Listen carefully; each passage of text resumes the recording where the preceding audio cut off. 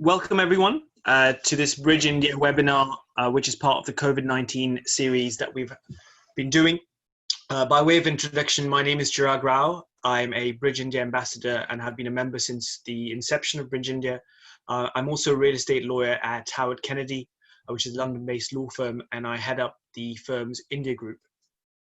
Just in terms of housekeeping, before we start off, everyone other than myself and the speakers are requested to be on mute and with their videos off. We may experience some technical issues, and so in case I do drop out, I will ask Pratik to pick up. And similarly, if any of you drop out, then I will just ask another panelist to speak until you come back. The format of today will be about 45 minutes of discussion with the panelists, with about 10 minutes of audience questions. I will request all attendees please to be raising questions directly to me or in the Q&A panel so that the panelists can see. We are not operating Chatham House rules. This is being recorded. We are on Facebook Live, and this will be on YouTube after this. For those who don't know, Bridge India is a progressive non-profit think tank whose main purposes are: one, increasing public policy discourse relating to India; two, widening the lens through which India's story is presented abroad; and helping India watchers like myself over the world really understanding the country better. The above purposes are achieved through debate, research, and webinars, one of which we're having today. I'd like to welcome two partners who are partnering on this webinar today. Firstly, Global India Stories. Global Indian Stories will also be featuring this event on their website. It promotes storytelling and improved literacy to aid the Indian and South Asian community by encouraging them to raise their voices by getting published with them and by connecting the growing 13 million or so NRI diaspora across the world. And also OMPEG. OMPEG is a UK-based networking group set up exclusively to promote entrepreneurship with the Maharashtrian community outside India. Okay, let me now welcome the stellar lineup of panelists we have today. Firstly, Manish Karani. Manish is the founder of MVK Group Holdings. MVK is a family office dedicated to really strengthen intergenerational ties whilst also ensuring market-beating investment returns.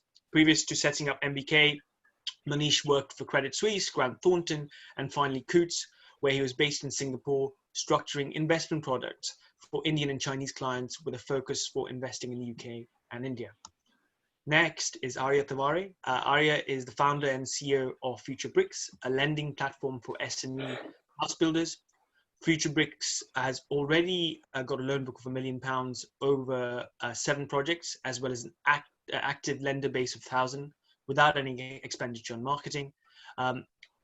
They have really ambitious growth plans involving a loan book of £100 million in the next 3.5 years. And I have to say that Arya hails from the same city that I was born in, which is Pune.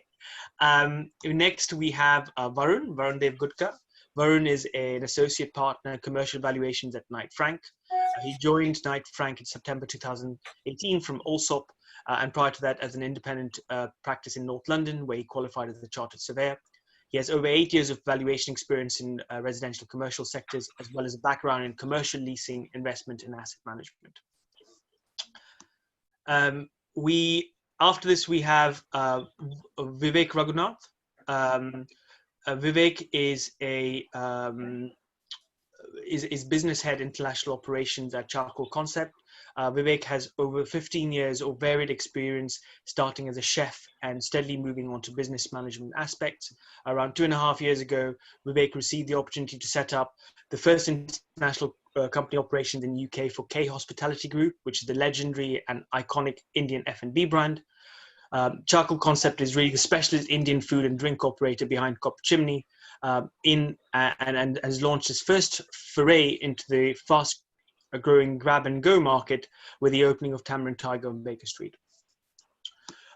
Just before I invite the ask questions, I'd like to just set the scene. For international investors, particularly from India, the question a few months ago was how Brexit would impact the UK market in the long term. In terms of residential, according to Knight Frank, London saw an 11% year-on-year rise in the number of Indian home buyers in prime London markets. London has seen a number of Indian and hotel restaurant chains opening in the capital, one of them we have here today. also a number of major Indian residential developers developing in the UK. However, the question really we need to ask is, how will the coronavirus pandemic, which clearly has had a massive impact on the economy and real estate, what impact will it have on Indian investment, whether from India or from the diaspora, into the UK real estate market? My first question is to Manish. Manish, from your point of view, what has been the general trend in terms of real estate investment and risk appetite amongst Indian investors that you work with? And in terms of your investment focus, what has been the most interest to them? Yeah, first of all, thanks a lot for the introduction. I think to everyone on the call, I hope we can all get through this. I'm sure we will. There is light at the end of the tunnel. So wish you best with the families. I think, we look at it slightly differently because, as a multi-family office, we essentially focus on two areas. So we focus on real estate and we focus on private equity. So we've kind of got a different look of sort of tweaking the portfolio of our clients. And actually it was quite interesting. I had a message from one of my clients yesterday saying, obviously COVID's been horrific. Can we bring back Brexit? Everyone wants Brexit back. So it's been quite interesting from that standpoint. I think the conversations we've been having with our clients is actually, before looking at real estate, is actually looking at their portfolio holistically, because this is a pandemic. This is something that's never happened before in most of our lifetimes. So I think it's a great opportunity for people to, especially families, intergenerational families, to kind of take a step back, say, okay, look, our core wealth has derived from maybe one or two revenue streams over the past 30, 40 years. And when a pandemic comes like this, it's a great chance to actually say, okay, if this was to happen again, we need to look at other things. We need to potentially look at diversifying our wealth.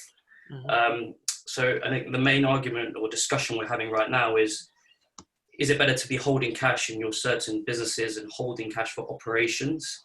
Because no doubt that's going to be needed over the next 12 to 18 months because we just don't know what's going to happen. Or is it potentially saying, actually, over the next 6 to 12 months, prepare for investment? I wouldn't say right now we're speaking to clients and saying this right now, invest in real estate this minute. But what I am saying is prepare your cash flow and prepare as much as you can for an opportunity to invest in real estate. So that's kind of where we are. I think in terms of, pre-COVID, in terms of, real estate, majority of our clients aren't based in the UK. So they're from Singapore, Dubai, India. And they've traditionally always had sort of, portfolios that they've built over the past 20 years. So they've been buying high-end residential across London, etc. I think that's kind of changed, what I've seen over the past 5 years since I set this up, especially because of inheritance tax changes, stamp duty changes. And what we've seen pre-COVID, and I think this is going to continue, is that a lot of investors, especially the next generation, are saying we'd rather have structures where we're in and out. So we'll make money, we'll come in, and we'll try to sort of exit within a 12 to 18 month horizon. And so far, pre-COVID, that's actually worked very well for our clients. Of course, bridging real estate lending, Ariel will go on to talk about that further, is something which we've continued to do pre-COVID, and we'll continue to do that post-COVID. Because essentially, we generally will always take a first charge over the assets, so the downside is pretty low. And we don't think the real estate market is going to take such a substantial hit if you're not selling over the next 12 to 18 months anyway. I think the third thing is we actually, pre-COVID, we avoided a lot of buy-to-lets because we thought Brexit was not really priced into the market. But again, we're going to start looking at buy-to-lets probably over the next 6 to 12 months. In terms of the areas, we'll probably be focusing not so much on central London. Having lived in London, you're kind of seeing that a lot of people that we would rent out to, for example, will be young working professionals, are now taking a view to say, well, actually, if I don't need to be going into the office so much, I'd rather be outside of London. So living with mum or dad, or maybe potentially having a bit more greenery around us. We're seeing a lot of the London individuals that rent, 14% of those have actually moved out of the city. And that's happening across Manchester, that's happening across Birmingham. So I think you need to be sort of targeting areas which are commutable areas outside of London, where rental values will just go a bit more further. So that's kind of our view of it on those three sides. On the development side, we're holding off for the moment, but I think if we have an opportunity, we will start buying, unfinished developments, especially those smaller builders that have taken on mezzanine finance, which is very expensive here in the UK. So if we can start looking at buying those unfinished projects, which we're starting to bid on right now, then actually we think they could be quite lucrative. But we'd only buy with the plan of the numbers still work if we can rent them out rather than having to flip them, and hold on for a longer term strategy, considering the refinance values and interest rates are going to stay low for the next couple of years. Okay. Thank you. That's really insightful. Very interesting. There are a couple of polls that will be running throughout this, so please keep an eye and please participate. My next question is to Arya. Arya, you probably said this numerous times, but it'd be interesting to know, what the genesis of Future Bricks were and why you chose the UK real estate market, and more specific, the residential development market. And I think, as well as giving us a general overview, if you can just elaborate on what interest you've had from Indian investors in your platform, as well as Indian origin developers, and what has really attracted them to this concept. Right. Thank you for the introduction, and thank you all for attending as well. So basically, Future Bricks started because there's inherently gap in the market. So small and medium-sized house builders, they don't get access to mainstream finance, such as from high street lenders, and typically for project below £5 million. So project below £5 million don't get access to mainstream finance, and whatever finance is available tend to be very expensive, especially from a very traditional bridge lenders. So there was a clear gap in the market from the borrowing side. And on the lending side, as a retail customers, there's not much that you get if you keep your money in the savings. ISA gives you 1% now. That's also going to be a dream now, especially post-COVID. And stocks and shares are not reliable. Again, we experienced that during this period. So just, making sure that even because secured lending was accessible to specialist institutions for many, many years. So they enjoyed specialist lending. So having an first charge, asset-backed lending, fixed interest, hassle-free. So the idea was to make it accessible to everyone, not just institution, but also retail customers. So that's how basically Future Bricks started. And so it's been very interesting. Last 2 years, we have built our loan book across 11 projects. We've already given 3 exits. A lot of our projects gives monthly interest. They have not been affected by COVID as well, because we look into the borrower's liquidity as well, not just the project, but also the borrower's credit. So it's been interesting. And to answer your question so our platform, everything is online, right? So, and we do all the vetting. So we originate the deal, we'll do underwriting, everything from appraisals to valuations to legals. And so as a lender, you get access to these fully vetted projects. And we can right now access investment from 110 countries, which includes India. Of course, we have a lot of interest from Indians in the UK. There are few lenders from India as well as Hong Kong and Dubai. We see that trend as well. And in terms of Indian origin borrowers, not many, I would say probably 1 or 2. The simple reason for this is just that, we are processing around 10 loan inquiries a week. Okay, out of that, probably 1 will make it through our due diligence process. So in that grand scheme of things, this is basically what we're seeing. But we're seeing more from India on the lending side, because I think it's such an attractive product. And our interest rate have been between literally 8 to 10%. In some instances, we have even offered 12% on a first charge basis. And given the, in a short period of time, we have built a quite successful, strong track record. So that's helped us, more attraction or more from retail lenders, as well as few high net worth individuals, family offices, and now institution. Thank you. Thanks, Arya.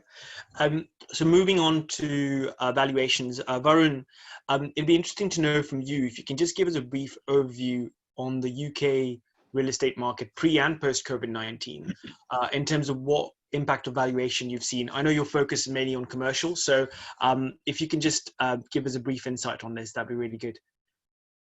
Yeah, sure. Good morning, everyone. I think it'd be best to start off by saying that valuations over the last few years has been very interesting. We've gone through a few years of fluctuating levels of uncertainty because of Brexit. The more that dragged on, the more no one really knew how it would end, and that was causing various concerns in the market. With the election, that provided some much needed stability, and going forward for 2020, there was a lot of hope. That was kind of seen in things like, we'll put retail to one side for now, because obviously that's having its own issues for some time. But for example, if you look at office rents, prime office rents, they're at record highs, there was still upward push, and there was a tight supply, and things were looking good. Q1 overall was very good, partly because compared to some other countries, the UK's implementing restrictions for COVID-19 started sort of mid to late March. So Q1 was relatively unaffected in terms of transactions through January, February. And we must remember the valuations is not market leading. It's backward looking essentially, because we rely on transactions that have occurred, what the market is doing or has done, to arrive at an opinion of today's value. So going forward, post March, when restrictions have kicked in, the problems we've had is the information we have at hand is all from pre-COVID and how the market was at that time. And so despite all the massive issues, such as the changes that happened to lending, spending by consumers, job and business security, travel restrictions, all those things are not factored into any of the evidence we have at hand when doing valuation post lockdown. And so the much talked about COVID-19 caveat, clause in all the valuation reports there's people on both sides of the debate, but you can't be put aside that there is just so much uncertainty. This is something that we have never come across in our lifetimes, to know how this will pan out. And that's the main difficulty, being able to, we can't forecast, we can't guess, we have to go with what information is there. And really the impact of this in the short term will be known when transactions start happening again. And we're starting to see that slowly. There were transactions during the lockdown period, but the volume was down. And as that picks up, then we'll see how prices have actually been affected. Okay, that's interesting. Thank you. Those who are attending, please keep your questions going. Please ask your questions in the Q&A panel or directly to me, and I can then raise them at the end with our panelists. Vivek, I would like to ask you, as business head of international operations at India's largest, and I would say one of the most iconic hospitality brands, what really attracted you to the UK in the first place? And I suppose I'd like to know, tell us about your journey and success pre-COVID, and then we can talk about the impact, unfortunately, the pandemic has had on your business as well as the leisure industry as a whole. Sure. Thank you for inviting me over this webinar today. So when we launched Charcoal Concepts about 2.5 years ago, we did some amount of research in the international market. Our agenda was always to take the Indian cuisine into the international market with different formats. So when we did our research initially, we felt that UK was a market where an audience was already aligned with the Indian cuisine, and interestingly, even our brand. While there were several brands in the market already, that helped practically grow the audience knowledge in terms of Indian cuisine. So we felt that was a good opportunity for us to bring in Copper Chimney, which is our legendary brand, been in India since 1972. And having worked on that, we have also felt that there was an opportunity wherein we could build up on bringing something new to the audience, while the spectrum usually in UK, the way we saw it was high-end restaurants and then curry houses on the other side. So we felt there was a good opportunity to pitch in a brand which could become a local favorite, the way it is Copper Chimney positions in India. It's a brand which is associated always with high quality ingredients, upmarket ambience, good decor, and it was a good opportunity for us to also kind of position that as our entry or foray into a new territory. Apart from that, this is first store we did in October 19 at Westfield, London. And apart from that, we started working on another format to showcase a little more in terms of Indian cuisine. So the other route that we took was Tamarind Tiger on Baker Street. We launched it in January 2020. Pretty recent. Both the businesses less than 8 months from today. And the way Tamarind Tiger was positioned was more about a takeaway, delivery-led kind of a place, more focusing on Indian spices and flavors from across the country. So with Copper Chimney, we touched about only the Northwest frontier. With Tamarind Tiger, the idea was to kind of keep evolving it, giving it a more value for money, affordable proposition with flavors, spices brought across from all parts of the country. So it was an interesting stint. I think at that point in time, we felt our research practically showed us that UK was one of the places where we could play on both sides, the contemporary side as well as the experimental side. And hence, we kind of did that. To tell you about how COVID hit us, it was quite bad when we started. I think January and February, like January is usually a dull month, I believe, for hospitality. February, we started seeing traction improving. Unfortunately, March, initial week also, we kind of felt that the footfalls had dropped, especially in the mall. And we kind of were able to see the kind of dip in number of transactions. I think one of the major things that is happening, that happened to us was that we saw lesser number of footfalls coming into the store. And that is a big challenge in a business wherein we kind of try to work around having more than 2 seats or 3 turns in a day. We are not able to even fill in 1 seat turn, which was a challenge. Having said that, I think the other part is the way we're seeing things today in the pandemic and how things will pan out in the days to come. Delivery has become one important thing that's kind of picking up. Advantages and disadvantages. While nobody is coming to the restaurant, great delivery gets the food out. But unfortunately, the cost that is there associated with delivery is huge. And initially, at one point in time, deliveries cost used to not be more than 10% of the revenue. So, you know, a higher cost was something that was acceptable. But in today's day and age, wherein deliveries are going to contribute as high as even 50% in some cases, the higher cost impacts the bottom line quite a bit severely. I think at this point in time, the way we are seeing it, I think with some amount of initial support from the landlords, things should start improving. But yes, the challenge will remain to see the demand availability, the footfalls, especially in streets like High Street, locations like Baker Street, and of course the malls seem to be the last to open. So it will have an impact. Okay, thank you, Vivek, and I really hope things do pick up for you as well as a number of other players in the F&B sector.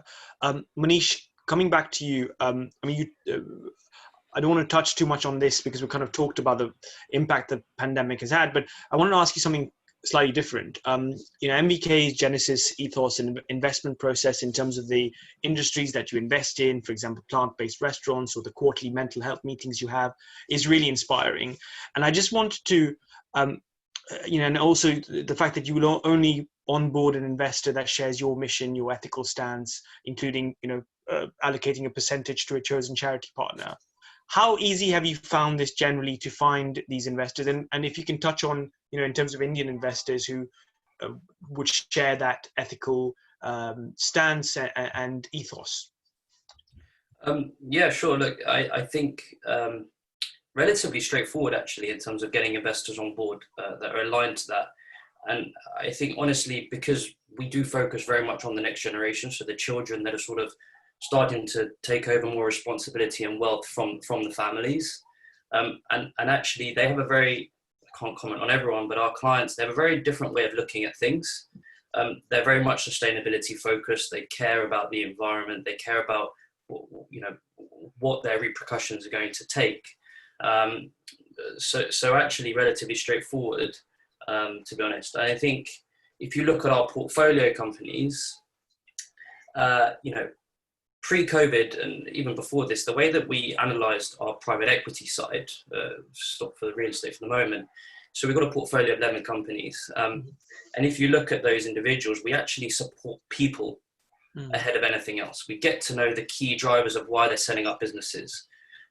You know, so we've obviously supported 4 plant-based businesses, a couple in the restaurant space, one specifically called Perezza, who, you know, has done fantastically well. Had actually its record month in February before COVID, and deliveries up 200%.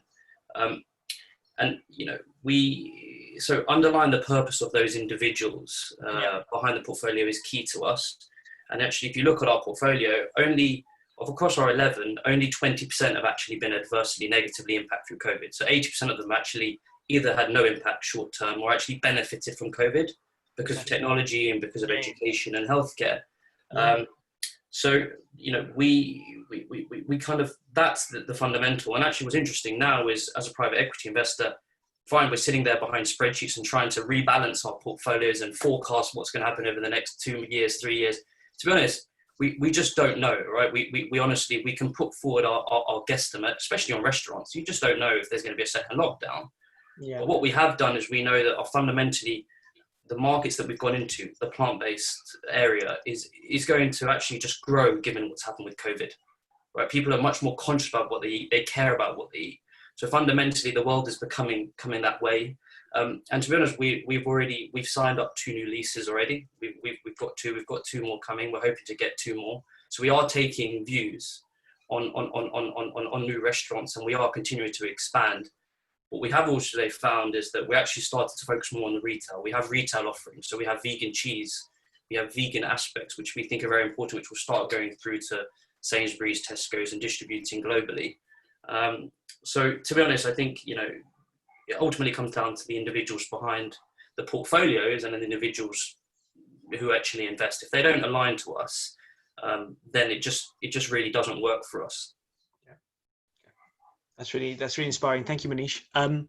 Arya, moving on to you. I mean, you touched on this about the fact that the pandemic hasn't really affected you, and I want you to just tell us what opportunities and challenges do you see the pandemic has brought for your business, for your platform, and also really in terms of if we're talking about that, as well as some of the Indian investors that you're speaking to, what kind of soundings you're getting from them? Yeah. I mean, of course, there has been an impact. So we've got 2 sides to the market, right? So there's borrowers and there are lenders.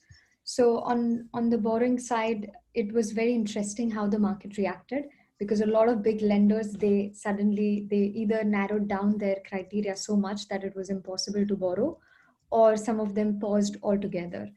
Now, this may be because, you know, quite a lot of reasons, especially who is backing them, which are the institution backing these, you know, bridging companies or the lenders. So that was a key question. So what we saw was influx of inquiries. Now, of course, even in like COVID times, we had to readjust our underwriting criteria. So for example, pre-COVID, let's say we were doing a bridging deal up to 75% LTV. Okay. Now we are doing 70% cap, but only like certain regions. Development loans have come down to 65% LTV. You know, LTCs have also come down. Usually LTC can go up to 90-95%. We have brought it down to 85%. So we have also strictened our lending and borrowing criteria. But as a marketplace platform, we also have to make sure that we are fair on both the sides. We are fair to the borrowers because they are customers, and we have to fair to our lenders as well. So we always make sure anyways that it's risk adjusted interest rate. We only do first charge. And like Manish said, I would say like who you're backing also matters. Of course, in property is different because you have an asset. So you don't have to rely on the person, and that it takes away that uncertainty, if we were to backing an individual or a business, whereas this has a very clear cut collateral. So I think these were the changes. Like we definitely made our lending criteria much stricter. We still have, and we don't know yet when we'll start to lift it.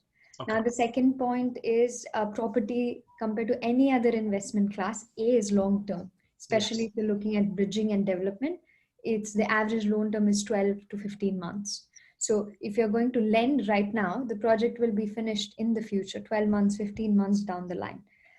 So that is one thing to keep in mind. And I think that's why people come to property inherently, because they know it's bricks and mortar. Okay, it's not like stocks and share where the pricing is fluctuating. So there's that, basic confidence that lenders have anyways, both institution and retail investors. So I think that's, so at the beginning of the COVID, of course, the sentiment wasn't right. Everyone wanted to see, this is now I'm talking on the retail lending side, let's see what happens. But I think as, began to ease, and as you started seeing Germany opening and, cafes and other countries opening up, and then I think now the confidence has come back. I think people are even more keen to deploy capital, their disposable, income saving to somewhere, because ISAs and the savings are not going to give anything, So for the borrower, it's buyer's market. It's going to be buyer's market. So because they can command the price, cash is the king. It's always been, but especially in this market. And if they got the right lender backing them, that's perfect. So even for borrowers, there's a lot of opportunity. And for us as a platform, definitely, I think we've got access to more market share in the last 8 weeks because we were open for business than we would have in a normal market condition. So that was quite interesting to see. And I think investors from India, lenders from India, definitely, I think, given the current climate or, just a part of the diversification, they're always, and their favorite destination is always United Kingdom, especially London. So there's always like this positive outlook towards, diversifying their portfolio and funds into UK. Okay. Thank you, Arya. Thank you very much. Varun, your prediction, and this is probably a question that a lot of people are asking you, but your predictions on market trends, valuations going forward post-COVID. I know it's very tough for you to, we touched on why it's quite difficult for you to do this, but generally, what areas do you see recovering quickly and what areas won't? Yeah, so it's from a valuation perspective, we can't do crystal ball gazing, but the immediate sort of gut feeling, expectation would be that London would be able to recover fairly quickly, depending on how soon trading conditions, how quickly they come back to normal. Looking at the sectors, retail is going to have a difficult time. The confidence of the investor and even consumers to go out and start spending again is going to take time to come back, I suspect. Mm-hmm. Offices, I mean, everyone's kind of, most office people right now are in a position where if you're able to work from home, then the chances are you will be doing so for the time being. And when the opportunity arises to go back, it would be for the employers to decide, well, how much of this space do we need to keep? Having said that, there is still, I mean, I was speaking to our office agency colleagues recently, and there is a lot of demand, a lot of interest in taking up space. Yeah. Not immediately, but they have, companies, occupiers have that plan in their business to take on. So it's not like there's going to be a complete a glut of office space coming to the market because everyone's going to be working from home. On the other hand, within the office market, flexible working space is also something that we are looking at closely. Mm-hmm. At the moment, not being able to go out, that area has suffered. Mm-hmm. But increasingly, if the flexible model is going to be implemented by companies, then that service will become more popular, and it's just a question of managing the floor space we have within London, but obviously the country, and balancing it for the demand and the supply. I think a large part of coming back to normal will be the finance, the cash. Unlike the global financial crash, where issues arose because of finance-related issues, this is completely different, and it's the intention is there to get back to normal trading conditions, but obviously it's all health issues that are guiding where we go and how fast we move forward. I think they, as Aya said, the last few weeks have shown us that all the lenders have acted differently. Some lenders, like your clearing banks, they've had their own issues dealing with CE bills, and that's taken up so much of their resources. Speaking to many clients, they are unable to take put resources into dealing with their clients as normal, because they're dealing with all this COVID-19 stuff implemented by the government, and it's given other lenders opportunity to step in and see what they can pick up. It's going to be a tricky time back, but I'm sure there is, as Manish said at the beginning, there's light at the end of the tunnel, and we just take it one step at a time. But we are seeing there's definitely an appetite, and we are seeing deals being done and willingness to be done. So we just have to keep positive mindset. Okay, thank you. While I've got you, Varun, I just wanted to ask you, I know you've kind of got this information now, is in terms of international investment, where have you really seen most of the capital coming from? I know you can't specify the country, but in terms of geographic area, and in terms of what areas of real estate, and do you see those statistics changing in terms of where the capital is coming from going forward? Yeah, so I know, Frank, the way we monitor the markets is split by region rather than individual countries. So we analyze the market activity within sort of the UK, Europe, Middle East, North America, Asia, and we look at what's happening in China slightly separately as well. Okay. Historically, I think for obvious reasons, Europe has been the biggest source of investment, international investment into the UK, and it's been like that for several decades. From the information that we've got over the last say 20 years, North America has really picked up its investment levels into the UK. I'm just looking at a chart now that our research team produced. China's really stepped up its interest in the last decade or so, and they peaked in 2017. Then that has stepped back since then. Asia has been on it's fluctuated quite a lot. I mean, looking back from the early 90s, when there was a few years when their investment from Asia was very high, and then it went back to very small, minimal levels, and now recently it stepped back up.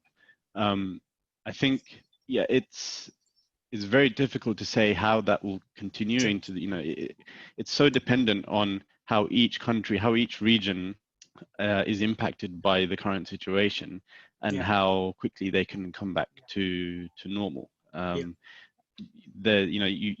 You think, just from what you hear in the news, that maybe China that bounces back fairly quickly, but it's so hard to say. Cool, thank you. Thanks, Varun. Thanks for that. Vivek, Varun touched on obviously the retail and leisure market, and we've heard from Manish as well. I mean, from your perspective, clearly we all hope that things do pick up, but do you think it will recover, and how do you see this will impact on other leading Indian F&B players like yourself from investing into the UK? So I think it will pick up. The most important thing is how landlords today work along with the tenants. I mean, at this point in time, the most important thing would be the alignment between the landlords and tenants in terms of securing each other to not have cash losses, but probably kind of help each other to sustain through this crisis situation. I think it should be looked at in a more long-term basis, relationships as partners more than anything else. I think that will kind of pave a way in terms of how relationships are with for brands to come in. The other important thing I feel is, like Varun also mentioned, how each of the markets actually behave. For someone in India to actually be able to secure enough funds to invest into a new country, I think they will probably look at how businesses like us who have already stepped into the market will perform. And then that's where they would be able to validate and take a good decision. I think some of the success stories have to come in from brands which have already moved and made the investments into the new markets, in international territories, for newer players to kind of think through this as a plan to come in here. Thank you. Thanks, Vivek. It's very interesting actually, because we How Kennedy, we had a webinar last week on the impact of COVID-19 on tenants, and this is something we really discussed about how landlords and tenants should really work together. So it's very interesting.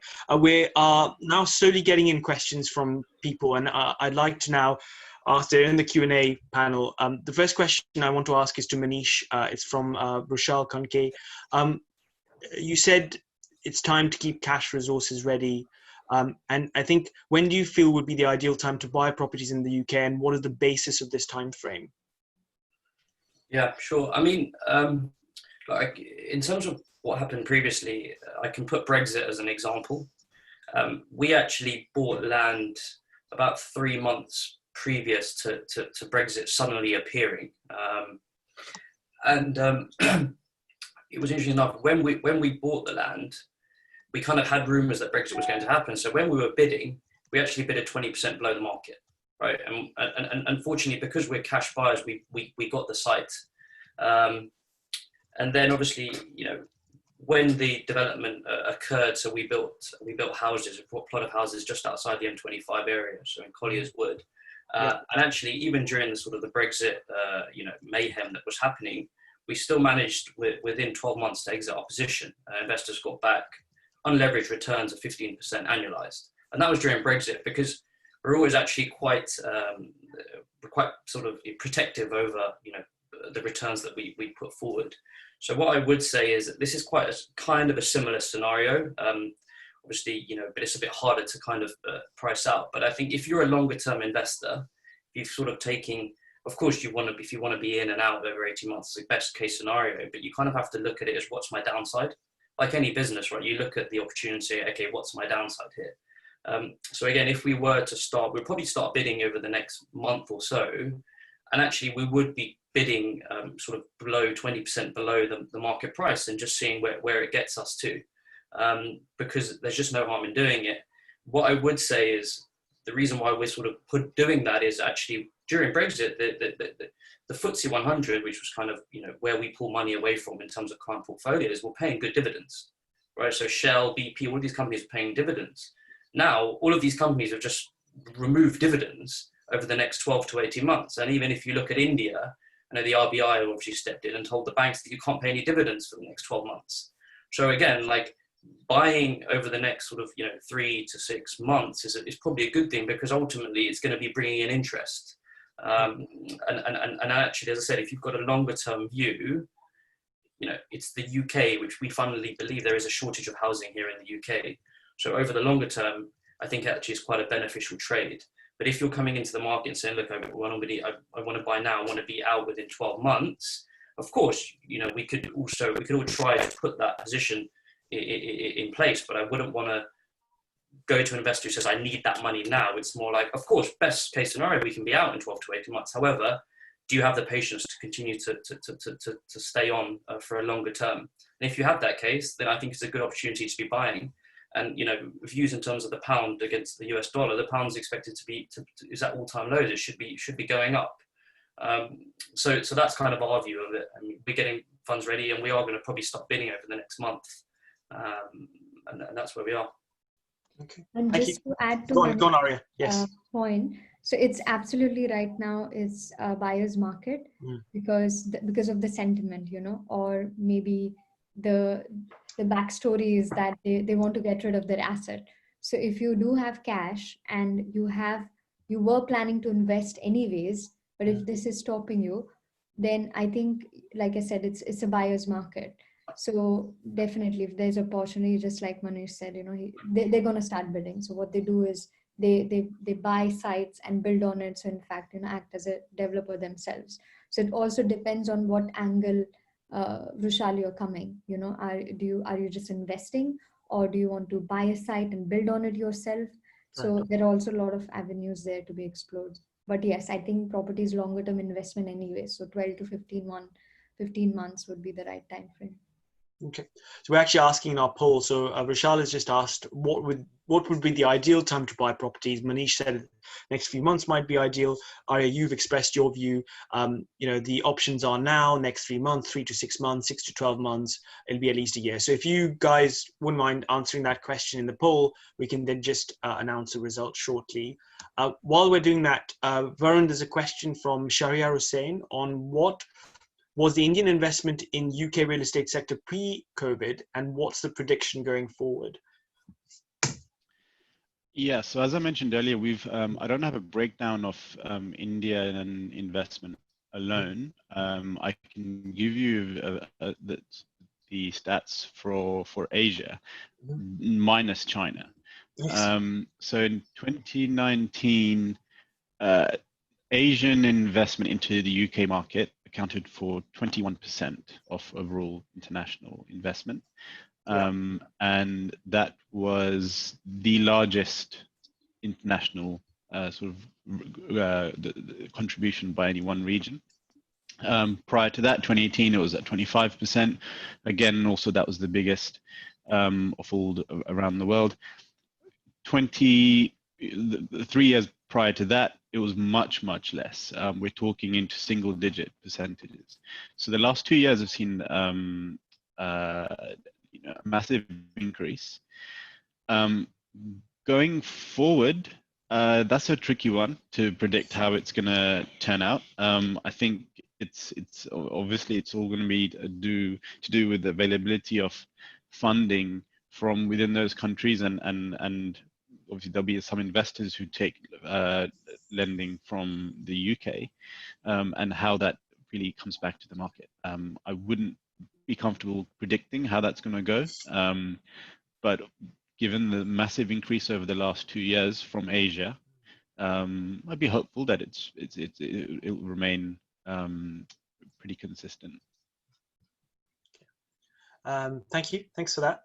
Just on the poll that we've raised, about 33% are saying next 3 to 6 months. So that's their view. If you've got any other questions, please do ask. I think just before we close off, do you guys, so Manish, Arya, Vivek, Varun, if you've got any closing remarks, it would be really good to hear from you, and then we can close off. Manish, anything else you want to add that from what you've heard, or your views generally going forward? Yeah, I mean, I think just for us as an investment house, like every time we do an investment, we always co-invest on behalf of our clients. And as I said, we're quite risk averse. I came from obviously an accounting firm originally. So as I said, if the numbers don't work, especially across real estate, in terms of exit scenarios, or even for rental, if we can't actually exit, we won't go ahead with the trade. So we'll always bid in that process. And I think just the other remarks is, it's great. I think it's an important time for families to sort of just look at their wealth as a whole. And actually what's really interesting is a lot of the company individuals, clients that we have, that the next gen, the children have sort of been knocking on the door saying, to their mom, dad, we should be looking at, tech businesses. We should be looking at, diversifying into this. We should be looking at VR. We should be looking at AI. And those kind of conversations often have been, kind of brushed to the side, in all honesty. And now I think it's a great time. And we're seeing it from the next gen, who are actually coming up and taking responsibility and accountability of their own family wealth and saying, well, this is the way that the business is going to go, and take that forward. And that's where we kind of we'd like to play a really great role with our clients and the next generation, as it's, you don't want to be in this position again. And I think it's a great time for the next gen to really come up and stamp their authority over the next sort of 5 to 10 to 20 years, when they do inherit these substantial family businesses. Thank you, Manish. Thank you so much. Actually, Vivek, if you could give me your closing remarks. I think the most important thing is, which I touched upon, was about how newer players or other players would kind of come into the market. It is very important for the current kind of environment to settle in, for people to be able to see the viability, this current norms in terms of social distancing, and are very different from what hospitality actually sets out to.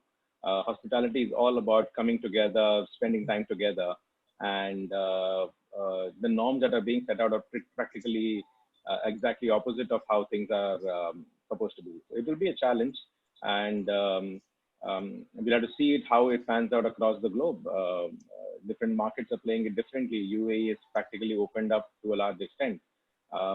Again, going back to the landlords, UAE landlords have kind of extended rent reliefs over the entire period. The way the government is acting upon the areas over there has been quite interesting. Incidentally, we are opening our operations in Dubai in this week. It's important to kind of see how the government, as well as the general environment and sentiment, plays out for to understand how the restaurant industry will move ahead in the way forward. Okay, thank you. Thanks so much. Arya? Yeah, I think like from three different point of views. So as a platform, as a lending platform, I think we have to continue to keep our LTVs low and basically monitor the market very closely. Continue with our stricten lending criteria, and as things starts to move, of course, we can always push our LTVs upwards. So that's something that we're going to continue to do. On the borrowing side, like I said, it's a buyer's market. If you can negotiate the pricing, I think this is a great time. And on the lending side, so we've got a lot of our lenders, retail lenders. There are doctors, surgeons, consultant, and they are looking to deploy their capital. So I think it's also about the cost of opportunity. You need to think 1 year from now. So you have to keep in mind that the property are longer term assets, and then plan accordingly, plan your investments accordingly. Okay, thank you so much, Arya. Finally, Varun, if you could just give us any closing remarks you've got based on what you've heard, or on the topics we've discussed so far. Yeah, I think I would just like to finish on something that we've been tracking since the start of the lockdown. At Knight Frank, across all our agency and investment teams on all sectors, we've been monitoring the agent sentiment across leasing, capital markets, tenant representation, and flexible offices. And in the beginning, there was, looking at it just on a traffic light basis, there was a lot of reds on this chart. The downward trend, the calls coming into agents was dropping. But just to give some hope going forward, the last 6 weeks have, we've seen a clear change in that, and things are becoming far more stable. The phones have started ringing again. People have started showing interest, and even more on a more positive note, in the last 2 weeks, a lot of those red and orange lights are starting to turn green, where interest is again notching up to next gear, particularly on the leasing and domestic capital markets client base, that it's going up. Flexible offices, as I mentioned earlier, I would expect there to be a space for flexible offices in the market going forward, with all this working from home and flexible situation that we are likely to have. So I would say it's a time to be trying to stay positive and see where we head, make the best of the situation. And yeah, I think we will slowly but surely we will get back to, it may be a new normal, but it will be a steady trading situation. Good. It's good to end on an optimistic note. We've got a poll of just your feedback. So if you think it's excellent, if you think it's good, think it's okay, could be better, and I'm hoping no one says this, but terrible. I wish I'd never tuned in. Look, thank you so much to Bridge India for hosting this. Thank you for the two partners that I mentioned earlier who are partnering on this, OMPEG and Global Indian Stories. And of course, thank you to my panelists, Manish Karani, Arya Tawari, Vivek, Varun Gudka, and Vivek Raghunath. Thank you so much. Thank you everyone for tuning in. Please keep your feedback going. Please contact Bridge India, contact Bridge India if you've got any feedback or if you've got any specific questions for the panelists, which we can forward on. 60% said excellent, which is great. No one said terrible, which is fantastic. So thank you so much. Thank you, everyone, and look forward to seeing you at our next Bridge India event. Thanks a lot. Thanks, everyone. Thank you. you. Thanks, guys. Good to meet you. Hopefully see you at one of Vivek's restaurants someday. Yeah, yeah, absolutely. See ya. Take care. Thanks. Bye. Bye. Bye.